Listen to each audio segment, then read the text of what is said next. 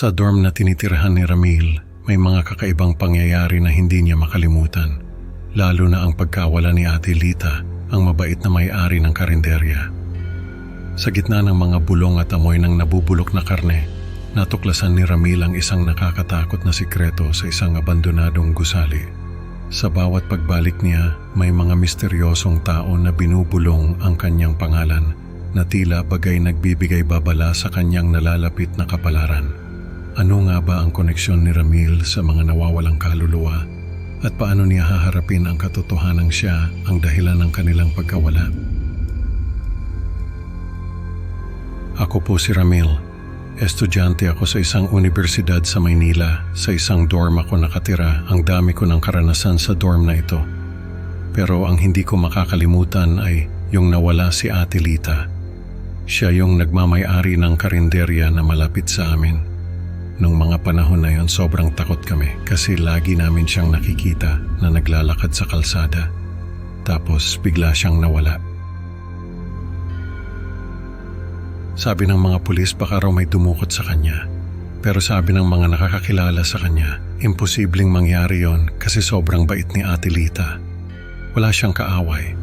Naalala ko lang yung nangyari kay Ate Lita kasi may naamoy ako. Naalala ko na may naamoy din akong ganun nung mga panahon na nawawala si Ate Lita. Amoy nabubulok na karne. Akala ko nga may daga na namatay sa kwarto ko. Pero hindi ko naman mahanap kung saan nanggagaling yung amoy. Nung isang araw, naamoy ko ulit yun.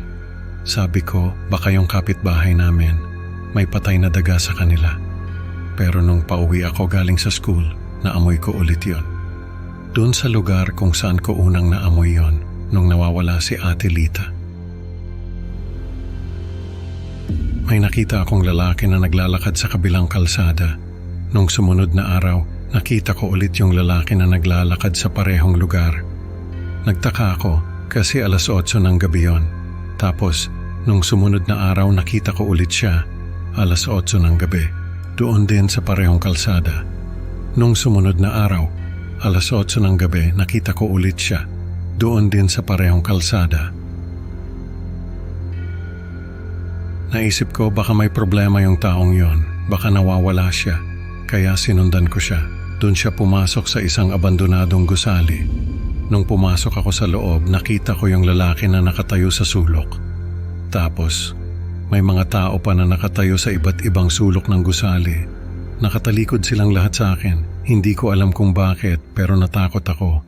Kaya umalis na ako. Nung sumunod na araw pumasok ulit ako sa gusali.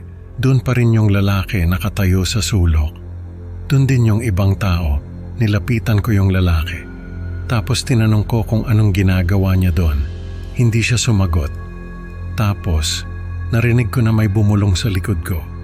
Paglingon ko, yung isang lalaki na nakatayo sa kabilang sulok, nakatalikod pa rin siya. Pero narinig ko na nagsalita siya. Binulong niya yung pangalan ko. Tapos, isa pa ulit, binulong din yung pangalan ko. Isa pa ulit, isa pa ulit, isa pa ulit. Lahat sila, naririnig ko na binubulong yung pangalan ko. Tumakbo ako palabas ng gusali.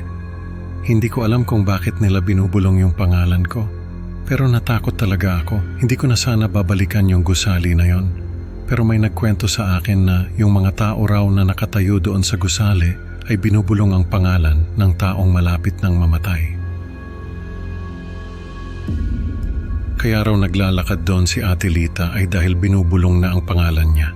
Sabi ko sa kaibigan ko, binubulong din ang pangalan ko. Sabi niya, wag na raw akong bumalik doon. Pero hindi ako nakinig. Bumalik ulit ako doon.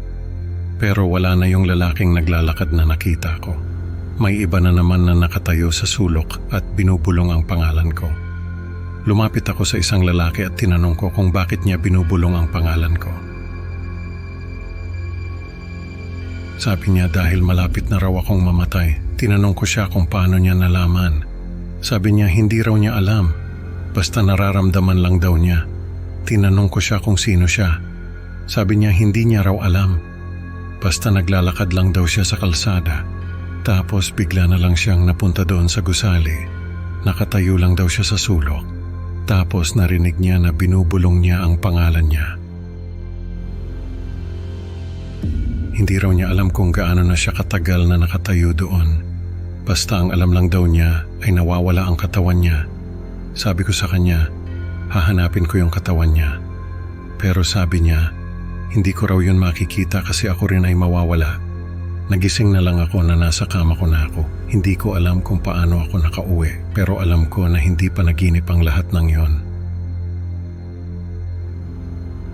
Nung sumunod na araw, bumalik ulit ako doon sa gusali.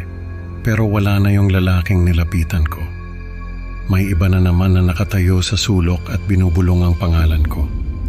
Nakailang balik ako doon, pero hindi ko na siya nakita. Isang araw, naglalakad ako pa uwi. Tapos nakita ko yung sarili ko na naglalakad din sa kabilang kalsada. Sinundan ko yung sarili ko. Pumasok din ako doon sa abandonadong gusali. Nakita ko yung sarili ko na nakatayo sa sulok. Nilapitan ko yung sarili ko, tapos sabi ko, hindi pwede ito. Hindi pwede na ako ang maging dahilan ng pagkamatay ng mga tao sa paligid ko. Doon ko na-realize na ako ang dahilan ng lahat ng yon. Nung nawala si Ate Lita, nakita ko siya na naglalakad sa kalsada.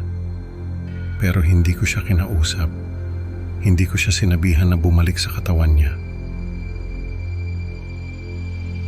Kaya tuloy nawala siya at namatay. Ako ang dahilan ng pagkawala niya.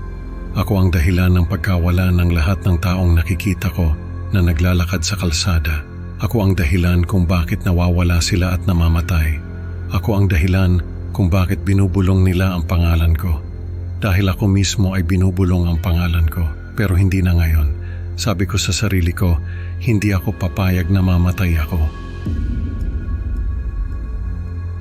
Hindi ako papayag na maging dahilan ako ng pagkamatay ng ibang tao. Hahanapin ko ang mga nawawalang katawan ng mga kaluluwang naglalakad sa kalsada. Hahanapin ko ang katawan ko. Hahanapin ko ang katawan ng taong nilapitan ko. Hahanapin ko ang katawan ni Ate Lita. Hahanapin ko ang katawan ng lahat ng nawawala sa gusaling yon. Hahanapin ko ang katawan ng lahat ng naglalakad sa kalsada. Pero sa ngayon mag-aaral muna ako. Magtatrabaho, magpapamilya. Pero habang ginagawa ko ang mga yon, ay tutuparin ko rin ang pangako ko sa sarili ko. Sa kwento ni Ramil, natutunan natin na ang mga lihim na hindi natin hinaharap ay maaaring maging sanhi ng ating kapahamakan. Salamat sa pakikinig mga kaibigan. Huwag kalimutang mag-like at subscribe sa Creepy Pinoy Stories para sa mas marami pang nakakakilabot na kwento. Excited na akong makita kayo sa susunod na upload. Tandaan, minsan ang mga bulong ay hindi lang basta bulong. Baka ikaw na ang susunod.